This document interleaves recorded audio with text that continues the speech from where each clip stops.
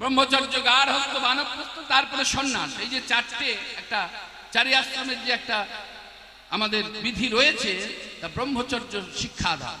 কণ্ঠে মালা পরো, তিলক করো। যদি ভালো থাকতে চাও মনটাকে আগে বাগাও, একটা দল তৈরি করো। একটা গান আছে, মনটা যদি বাগাতে পারো তো মনটা যদি বাগাতে পারো, তুমি মনটা যদি বাগাতে পারো, তবে ডাকাতেরা দল করো।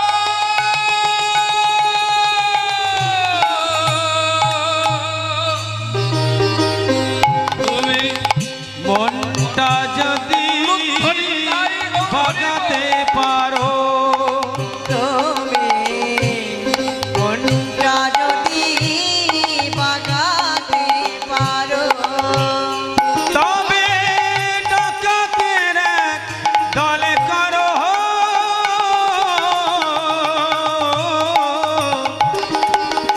মনটা যদি বাগাতে পারো, তুমি মনটা যদি বাগাতে পারো। তবে আবার আমার কথাটা শুনে যেন ওই কারো বাড়িতে শীত কাটতে যাবে, মানে তার ধন ঐশ্বর্য লুণ্ঠন করে নিয়ে আসার মতো ডাকাতের দল, ওই ডাকাতের দল না। মানব জাতিকে বললো তোমরা দলবদ্ধ হও। ওই যে বৈঠকখানা করছো, ওই যে বললাম বৈঠকখানা করতে, একবার ভালো করে মন দিয়ে শোনো। দলবদ্ধ হয়ে ওই বিকেল বেলা চায়ের দোকানে আড্ডা না মেরে, তাস না খেলে, দলবদ্ধ হয়ে, আরে বাবা খোল বাজাতে পারো না পারো, করতাল বাজাতে পারো বা না পারো, হাঁটু চাপড়ে করতালি দিয়ে মুখ্য চাপড়ে কৃষ্ণ নামে ভর্তি হও, কৃষ্ণ নাম করো। সন্ধ্যাবেলা বোকা বাক্সের সামনে না বসে, এখানকার মায়েরা বসেন, আমি এসে শুনলাম, মানে সিরিয়াল দেখো না তো, জয় জয় শ্রী রাধে। ওই সময়টা কাটিও না। কেন জানো? সময় কারো কথা শোনে না, সময় কারো কথা শোনে না। কেননা তুমি যে উপার্জন করছো তার ভাগ নেওয়ার লোক আছে, ব্যাংকে টাকা রাখছো তার নমিনি আছে, সবাই ভাগ নেবার আছে, সবকিছু নেবার লোক আছে। কিন্তু মিথ্যে বলে মানুষকে ঠকিয়ে, গায়ের জোর দেখিয়ে তুমি যে উপার্জন করে তুমি যে এই ঘর তৈরি করছো, বড় দালান তৈরি করছো, ব্যাংকে ব্যালেন্স বাড়াচ্ছ, একবার ভেবে দেখেছো তোমার যে পোটলাটা বাড়ছে, ওই যে পাপের পোটলাটা বাড়ছে, ওই ভাগটা তো তোমার কেউ ভাগ নেবে না। হরি বল, নেবে? ওই ভাগটা কেউ নেবে না। শ্মশান পর্যন্ত যাবে, বাবা বসো, এখনই টাকা দিও না। টাকার নেশা লেগে গেলে আবার গান ভুলে গিয়ে শুধু অপেক্ষা করবো কে দিতে আসছে। হরি বল, হরে কৃষ্ণ। বসো, শেষে নেব। আর 10 টাকা থেকে গাঁথা হবে না, একবারে 500 টাকা থেকে গাঁথা। হরি বল, হরে কৃষ্ণ। নামও প্রচার হবে। জয় শ্রী রাধা। তাহলে লক্ষ্য করে দেখবে, শ্মশান পর্যন্ত যাবে আর গুড বাই বলে চলে যাবে।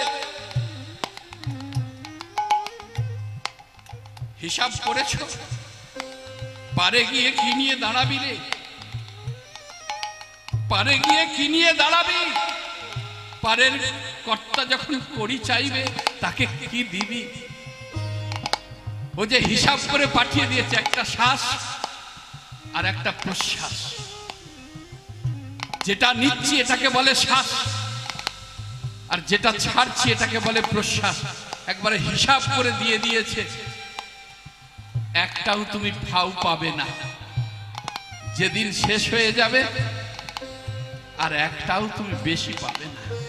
হিসাব করে দিয়ে দিয়েছে। এবার তুমি তাস খেলে শ্বাস প্রশ্বাসকে কাজে লাগাবে, না তুমি চায়ের দোকানে বাজে বাক্যালাপ করে শ্বাস প্রশ্বাসকে কাজে লাগাবে, না তুমি সিরিয়াল দেখে কাটাবে?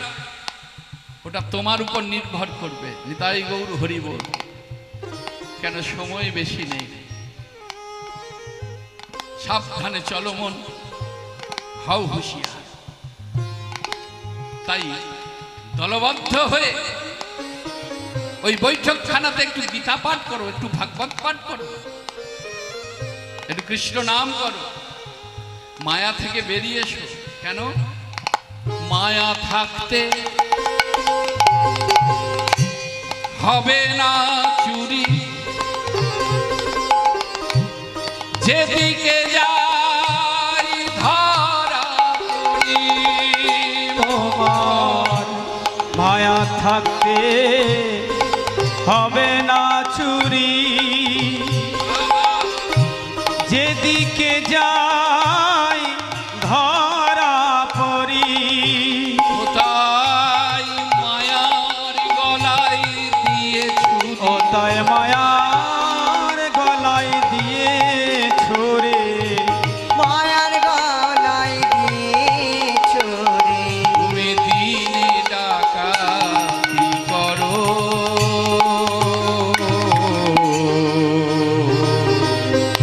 মনটা যদি বাগাতে পারো তুমি, মনটা যদি বাগাতে পারো, মনরে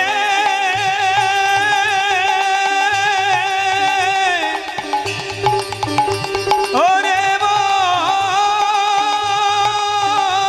তাই গৌর হরি বল। মনরে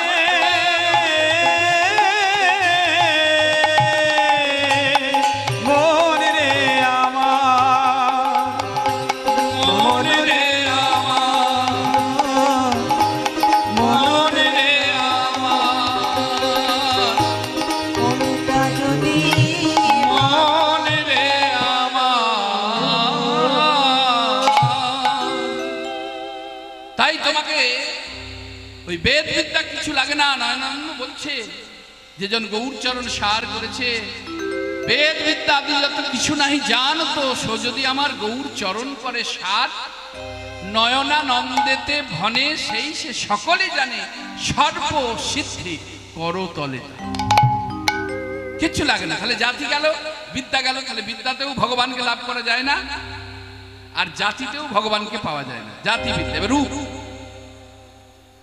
অনেকে রূপের বড়াই করে, আমার মতো রূপবান কে আছে, আমি ভগবানকে লাভ করব। বললো শোনো, আমার গৌর চরণে সমর্পিত করো, তোমার জাতিকে সমর্পিত করো, তোমার বেদ বিদ্যাকে সমর্পিত করো, তোমার রূপ মাধুর্যকে সমর্পিত করো। কেন? রূপে যদি ভগবানকে লাভ করা যেত, তাহলে ওই মথুরার কুব্জা, যার গায়ের রংটা একেবারে পোড়া কয়লা ছিল, পোড়া কয়লা, কয়লার মতো কালো, পিঠে ছিল একটা বড় কুচ, সোজা হয়ে চলতে পারতো না। মায়েরা সোজা হয়ে চলতে, পিঠে একটা যদি বড় মাংসপিণ্ড থাকে, সে সোজা হয়ে চলবে কি করে? সে আতর বিক্রি করত, সুরমা পরাতো ভক্তকে। সেই আতর, সেই সেন আমার ভগবান শ্রীকৃষ্ণচন্দ্র কুব্জার কাছ থেকে ব্যবহার করত। সেই কুব্জার মনে বাসনা ছিল, আহা নন্দের নন্দন, যশোদানন্দন,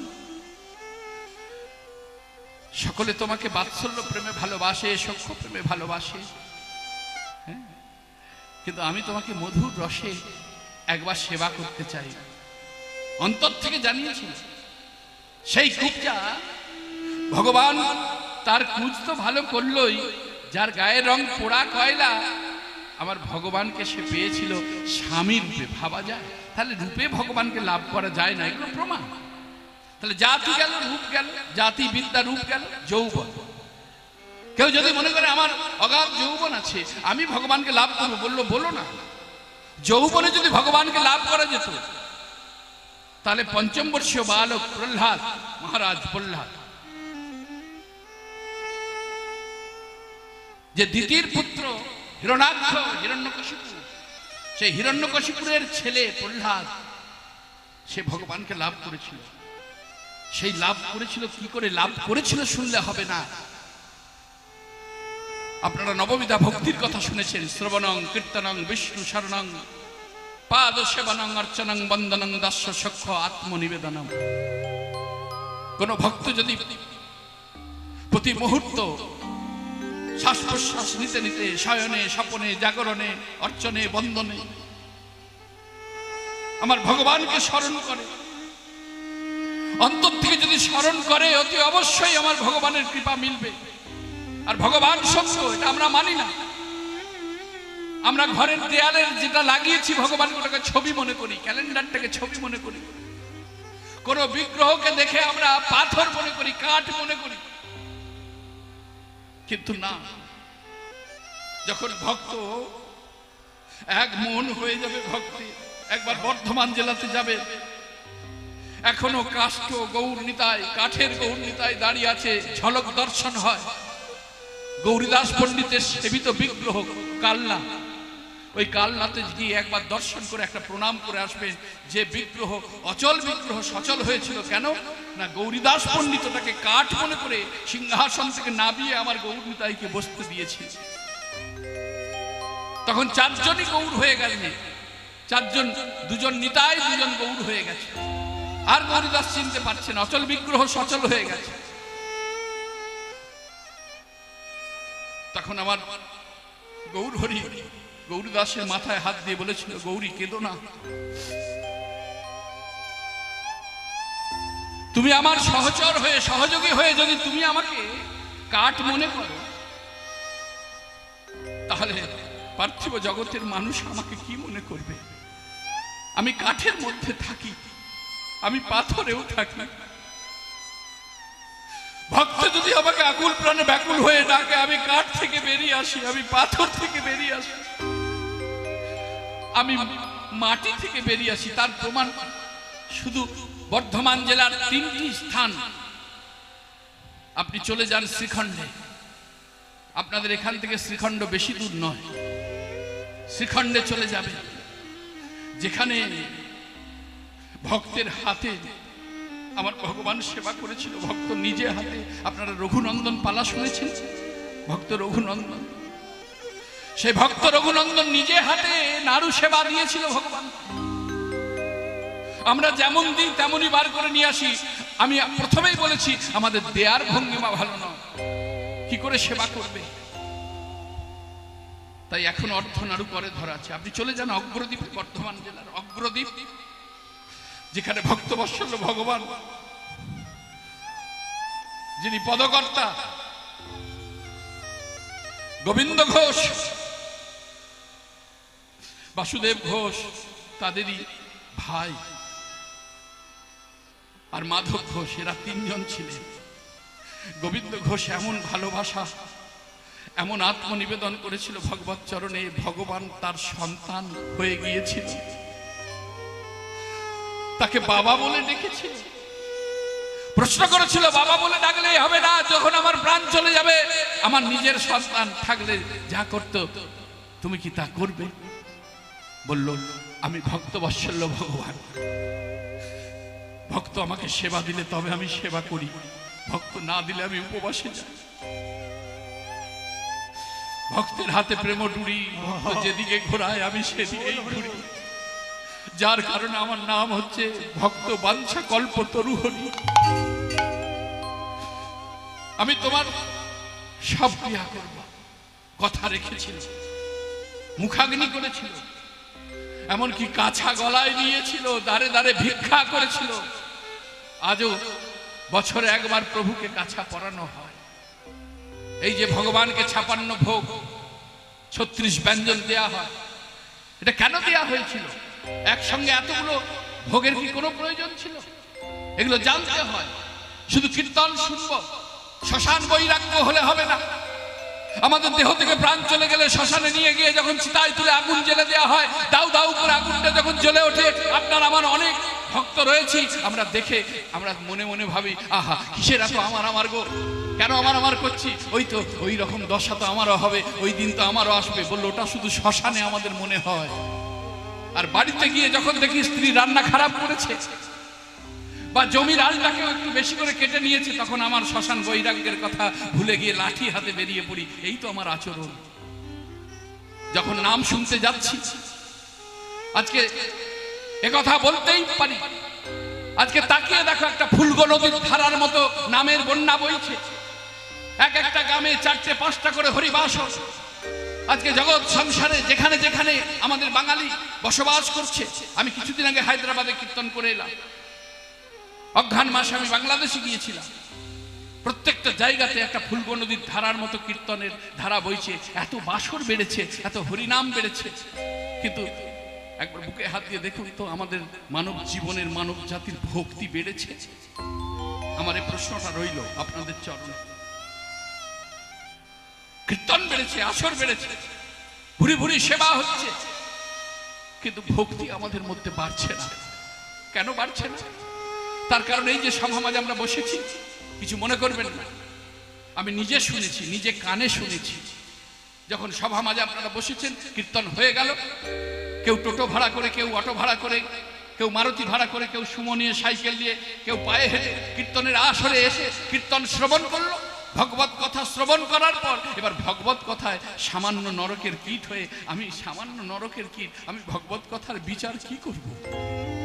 কিন্তু আমরা সেটাকে করতে আর পিছিয়ে যাই না। ওই গাড়িতে যেতে যেতে না না ওই কীর্তনিয়া যা গান করে গেল, বাপরে বাপ, একবার জমিয়ে দিল। কি না, সে দুটো ভজন গিয়েছে। দেখবেন কীর্তন শেষে আমাকেও বলে, কীর্তনের শেষে ভজন চাই, রাধে রাধে জপা করো। হ্যাঁ, একবার একটু নাচ উদ্বোধন হলো, বললো দারুণ কীর্তন হয়েছে। বললো না, এতে আধ্যাত্মিকতার চেতনা আমাদের হৃদয়ে কখনো জাগ্রত হবে না। কীর্তন কখনো মনোরঞ্জন নয়, কীর্তন কখনো বিনোদন নয়। বৈষ্ণব পদাবলী, বৈষ্ণব মহাজনেরা আমাদেরকে তা শিক্ষা দেয়। একদিকে লীলা, একদিকে জীব শিক্ষা। এটা কোনো যাত্রার কথা নয়, কোনো থিয়েটারের কথা নয়, কোনো সিনেমার কথা নয়। এ সত্য, এ নিত্য, এ নিষ্ঠা, এ পবিত্র, এ সনাতনী কথা, আমার ভগবানের লীলা কথা। এ কথায় কখনো বিচার করতে নেই। যেটা ভালো লাগবে আঁচলে গেরো মেরে রাখো। ঠাকুর রামকৃষ্ণ পরমহংসদেব বলছে, কেন জানো? আমরা ১,৫০০ বছর বাঁচবো না, মাত্র কয়েকটা দিন আছি। একাকিত্বের যন্ত্রণা এই জগৎ সংসারের সকলকে ভোগ করতে হবে, এমন কেউ নেই তাকে একাকিত্বের যন্ত্রণা সইতে হবে না। এই জগৎ সংসারে যার টাকা পয়সা নেই, যার বাড়ি নেই, তাকে আমরা দরিদ্র বলি। যে ভিক্ষা করে তাকে বলি আমি দরিদ্র, ভিখারি বলি না। এই জগৎ সংসারে ভিখারি কে জানো? কার দারিদ্রতা বেশি জানো? এই জগৎ সংসারে দারিদ্রতা তার, এই জগৎ সংসারের দারিদ্রতা তার যার মুখে কৃষ্ণ কথা। এই জগৎ সংসারের দারিদ্রতা তার যখন তার সবাই থাকতেও তার সঙ্গে বসে দুটো কথা বলার মতো মানুষ পাশে নেই। একবার শুধু একটা জিজ্ঞাসা করতে হয়, কি কেমন আছো দাদু? ভালো আছে, আই না ভাই, একটু দুটো কথা বল। দাদু পরে আসবো, বাড়িতে বড় বড় অনুষ্ঠান হবে, কত মানুষজন আসবে, শুধু ভ্যাল ভ্যাল করে তাকিয়ে থাকতে হবে। উপায় নেই, তোমার সঙ্গে সঙ্গ দেওয়ার মতো কারো সময় হবে না। এটা কেন বুঝছো না? এই একাকিত্বের যন্ত্রণা আপনাকে আমাকে সকলকে সইতে হবে, কেউ বাদ যাবে না। ঠাকুর রামকৃষ্ণ পরমহংসদেব তাই আগে থেকে বললেন, ওরে সব যখন হরিবাসরে যাবি, যখন চৈতন্যের লীলা শ্রবণ করবি, এই যে আজকে যে মেলাটা বসিয়েছে, এই মেলাটা বসিয়েছেন আমার চৈতন্যদেব। ডক্টরের চেম্বারে কখনো প্রবেশ করেছেন কিনা আমি জানি না, ঠাকুর করুক যেন প্রবেশ করতে না হয়, মাঝে মাঝে করতে হয়। বলছে মাঝে মাঝেই করতে হয়। তা ডাক্তারের চেম্বারে যখন আপনারা প্রবেশ করবেন, দেখবেন ডাক্তার সেখানে আপনাকে যা বলবে, আপনাকে দাঁত বার করতে বললে দাঁত বার করতে হবে, জিভ বার করতে বললে জিভ বার করতে হবে, পেটটা যদি ফোলাতে বলে ফোলাতে হবে, উপায় নেই। কেন? ওটা ডক্টরের চেম্বার, যা বলবে তাই করতে হবে। তাই এখানে চৈতন্যের মেলা।